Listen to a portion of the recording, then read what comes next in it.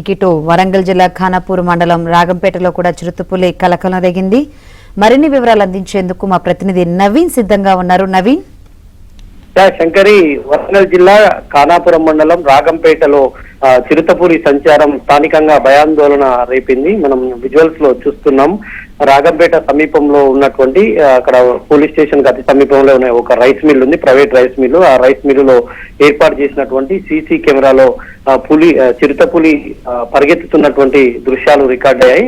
అక్కడ ఇది పక్కనే ఉన్నటువంటి పామాయిల్ తోటలోకి ఆ చిరుత వెళ్తున్నటువంటి దృశ్యాలను మనం చూస్తా ఉన్నాం. ఈ తెల్లవారుజామున 5:30-6 గంటల ప్రాంతంలో ఈ చిరుతపులి ఒక్కసారిగా రాగంపేట శివారు ప్రాంతంలోకి వచ్చింది. అయితే దాన్ని స్థానికులు ఎవరు కూడా గమనించలేదు. తర్వాత పాదముద్రలు చూసిన తర్వాత అక్కడ స్థానికంగా దాని పాదముద్రలు గమనించినటువంటి స్థానికులు అటవీ శాఖ అధికారులకు సమాచారం ఇచ్చడంతో వాళ్ళు హుటాహుటిన చేరుకొని పాదముద్రలు సేకరించి ఇది చిరుతపులి పాదముద్రలని గుర్తించారు. తర్వాత అక్కడ ఉన్నటువంటి సీసీ కెమెరాను కూడా పరిశీలించగా అందులో దృశ్యాలు కూడా రికార్డ్ అయ్యాయి.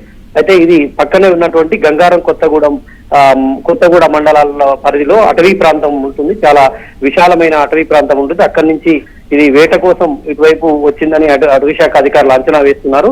అయితే మళ్ళీ ఈ టైంలో ఇక్కడ ఉండకపోవచ్చు, దాదాపుగా అది మళ్ళీ అటవీ ప్రాంతంలోకి వెళ్ళిని అధికారులు చెప్తా ఉన్నారు. అయినప్పటికీ సమీప గ్రామాల ప్రజలు అప్రమత్తంగా ఉండాలని, ఎవరు కూడా వ్యవసాయ పనులకు వెళ్ళేటప్పుడు కానీ పశువులను అటవీ ప్రాంతం వెళ్ళేటువంటి వారిని మాత్రం వాళ్ళంతా హెచ్చరికలు జారీ చేశారు. ఎవరు కూడా అటువైపు వెళ్ళొద్దు, 2-3 రోజుల ప్రాంతం అప్రమత్తంగా ఉండాలని వాళ్ళైతే హెచ్చరికలు జారీ చేసినటువంటి పరిస్థితి. ఆయా గ్రామాల ప్రజలను అయితే అప్రమత్తం చేసినటువంటి పరిస్థితి కనిపిస్తోంది. Shankar, right, thank you Naveen.